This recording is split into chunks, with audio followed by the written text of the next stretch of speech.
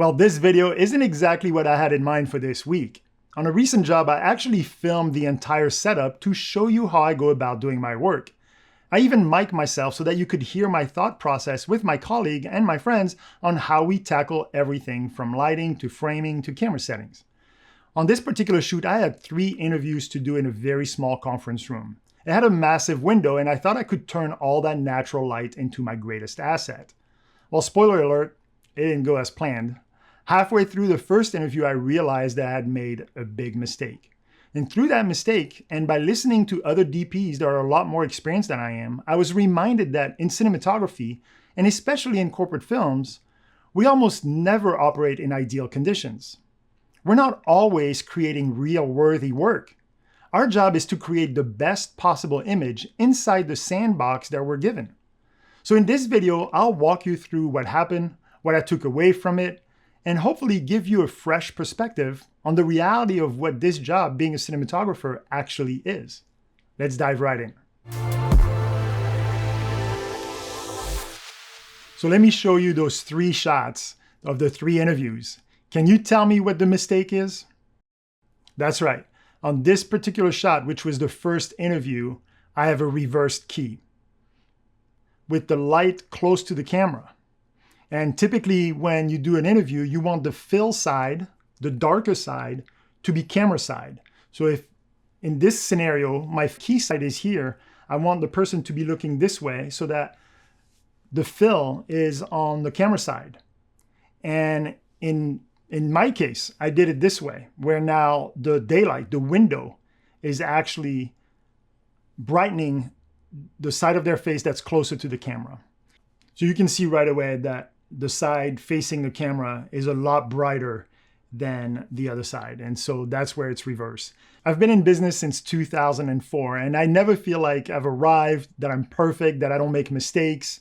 That's not who I am. I understand my limitation. I understand my skill set, but I do have an expectation of excellence. And I think the reason why this particular mistakes hit me hard is because I felt like it was uncalled for. I should have known better.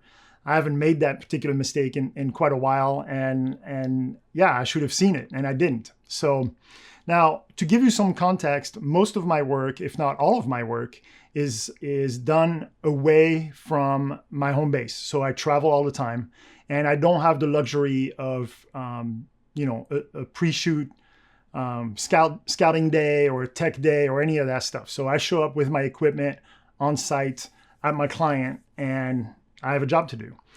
Sometimes I get a glimpse, sometimes I get pictures ahead of time, but that's pretty rare actually. On this particular job, the client had reserved a conference room that was, like you can see it on this picture, it was actually the 2nd story of this office. So you can see throughout the window here, there's a whole lobby down there.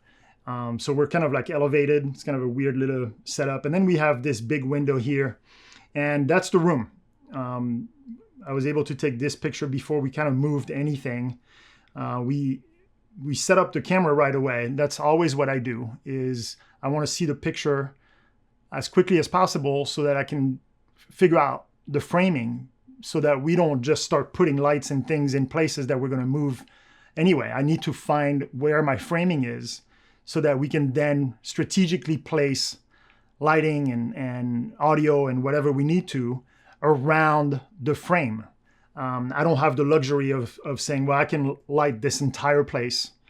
I have enough equipment to light everything, including the background, so let's just get to work. It doesn't work that way for me. I have a few lights and I need to be very precise on where I place them. So the first thing I do is set up the camera, a monitor, and kind of look for that frame. And right away, when I walked into this room, I was attracted to that far corner because the only way for me to get any kind of depth was to shoot this way, looking out those indoor windows through the lobby behind the window. That's the only place where I have some distance, where hopefully I can, throw things out of focus and make it look right. And for me, when I saw this window, I was like, well, this is great. I'm not going to fight this window. I'm actually going to embrace it and use it as my key light.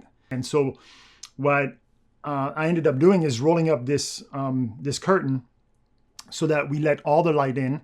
It was giving us like a very weird color. It was changing the color temperature of that daylight coming in. And then I just felt like it was taking away a lot of light. And so we just pulled that curtain off. And then I was able to use a big diffuser that I have and just kind of lean it against the window. I didn't need to cover the whole window. This chair is where my subject is going to sit. And so I'm not really worried about this daylight coming in here behind them, because that's fine. It can just fill that background and it's no problem. What I wanted to do was to make sure I diffuse the light that would directly hit them so that it's at least a little softer than if it was direct sunlight. Now the sun is not shining directly into that window. I think if the sun was positioned in a way that it would shine directly into it, then it would have been a very different ballgame. And I don't know that I could have approached it that way. But because it was cloudy and the sun was already kind of like overhead, then I felt like I could diffuse it enough so that it wouldn't be too harsh. And the only thing that I would need to really keep my fingers crossed for was that this cloud cover would stay consistent so that throughout the day we didn't have brighter, darker images. And that was the case. So we got lucky on that, and it just stayed the same. When I shoot multiple interviews, I always try to vary which way they look. So they're looking off camera, and I want some of them to look left and I want some of them to look right. And in this case, we have three. So two of them are going to look one way, one of them is going to look the other way. Then I decided the first one, I would start setting up looking to the right. And so that's where the reverse key came from. I identified the window as my main key light, and instead of sitting the person looking towards the window, they're looking away from the window, and it creates this unbalance. Let me show you the shot with the false color, because that's where we can really see the different level. And I work with false color all the time. So for me, it's normal to do my exposure using false color. And again, it's just another reason why I was so frustrated that I didn't see it, because I looked at it at that exact false color during setup. And somehow I did my level on his face without seeing that I had a reverse key. And to me, it's baffling to know that I was looking at my false color, adjusting different light levels like the backlight and the fill light, and adjusting my camera settings to make sure that he was exposed correctly on his key side, which was actually his fill. And I think that's what's so frustrating. So, but you can see like we have a pretty good ratio between this side and that side. It's just reversed. If we look at the other shot, here is the second one. So this one is actually correct, where they're now he's facing towards the window. And so now we're setting up, again, he's going to sit here and then I'm going to be sitting here. So now the person is going to look towards me, towards the window. So this is the setup that's actually correct as far as, having the key light on the right side. And we can look at his false color. And right here, I'm happy with this exposure. So yes, I'm blowing out those chandeliers in the back, and that's totally okay. I don't need to see that it's a light bulb. Like I like that it's very bright little spots, and that's totally fine. And so my job is to really make sure that he's exposed properly on this side. And so right here, we're in our 50s to 60s. And I didn't do much on those shots. I just put the Rec 709 LUT so we can look at them, but I can adjust all those. Like there's enough separation between key side and fill side where I can easily adjust the intensity of that side or this side and create more or less contrast if I want to.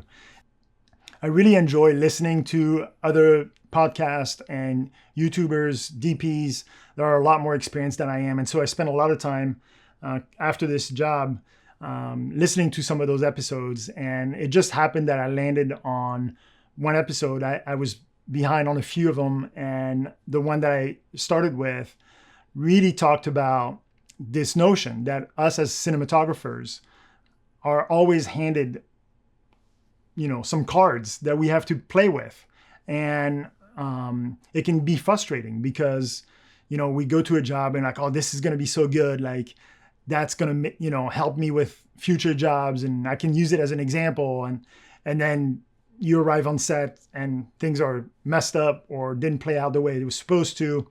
And you end up not using those shots because it just doesn't look right. Like this will never be on my reel. Like most of my work, most of my work does not go on a reel because most of the time we're dealt with, we're dealt cards that just, it's crazy. It's out of our control. And so it creates those limitations. It creates those boundaries that we have. And that's totally okay. There's no reason for us to be frustrated. Like, sure, we can work through and have conversation with our clients and with agencies about some of those things to try to avoid or make those limitations a little broader, like further away, so that this sandbox that we have to play in is bigger than originally thought. And that's a good thing to do. But at the end of the day, there still is a sandbox. You're still within those limitations. You're still working within that frame. And our job as cinematographers is just to then create the best possible thing out of those limitations. And I think it was a great reminder for me. It was a good source of encouragement to say, yep, I should have known better. Again, it's not the end of the world. I'm not losing a client over it, which I've done in the past where you make mistakes where yep, that client is not going to come back. This particular one, they'll never see it. That's something that I'll know. That's something that you'll know. Other, DPs will notice it right away, be like, what did he do? But my clients will never know that. And whatever, it won't affect my relationship with my clients or any of that. So in that case, it's not a huge deal, but for me personally, it was. And so to hear other DPs talk about those things and understanding that that's an everyday occurrence, that's an every job occurrence. Every set that we go to has those limitations, and it's for us to handle the best we can to then create something that our clients are going to be okay with. I think we've all experienced those things. We've all experienced, man, I'm going to light it this way. And then the clients be like, I don't like this. This is whatever. And you have to adjust. I mean, you push back, you make your case on why you wanted to do it a certain way. But at the end of the day, it's their videos, it's their product, they're the client. And if they want to do it this way, then we'll do it that way. And that's really my approach to a lot of the job. Yes, I will totally push back. I will totally voice my opinion, my expertise, because that's what my clients are paying me for. They're not paying me to just push a button. That's the worst job for me. Like if I go on set and my client's like, point the camera this way, put your light over here, let's start filming. They hired the wrong guy. Like that's not why you hire me. You hire me so that I can bring a certain level of expertise to make some of those decisions, solve some of those issues. That's what you hire me for. And I'm saying that in the video where I show you that I completely missed it. But that's true. That's the job. Our job is to solve problems, to show up in a place like this and be like, where's the best shot? What can I do within this environment to represent my client in the best possible light? And so I wanted to do this video and to be open about the fact that I screwed it up. And because I think, again, there's some real value, not in just you learning, don't make this mistake of a reverse key. It's not about the mistake. It's not about saying, don't do this. It's about a reminder to all of us that we work in an environment where so many things happen and out of our control. And our job is to try to make things look good. And sometimes you can't. Sometimes this is going to be not good. This is not going to look great. And so you do the best you can with what you handled and deliver the best product possible. And you move on to the next job because that's what it is. And hopefully throughout, years and years of working, then once in a while you have some of those jobs where you're like, wow, this was great. We still have those limitations. We still have a sandbox, but we're able to do a really, really quality work where I can use that as sample on my reel to try to land other clients. But that's very far in between each job. And actually the YouTuber that I was listening to was interviewing another DP and asked him straight up, like, how many percentage-wise good jobs do you have versus bad jobs? And I don't remember exactly the number, but we're talking like 10s to 1, like for every one job that's like, oh my gosh, this was awesome. It's tens of jobs there. It's like, this is complete nonsense and it just doesn't look great. And so anyway, I just hope that's encouraging to you guys to continue to do what you do, regardless of the mistakes that you make.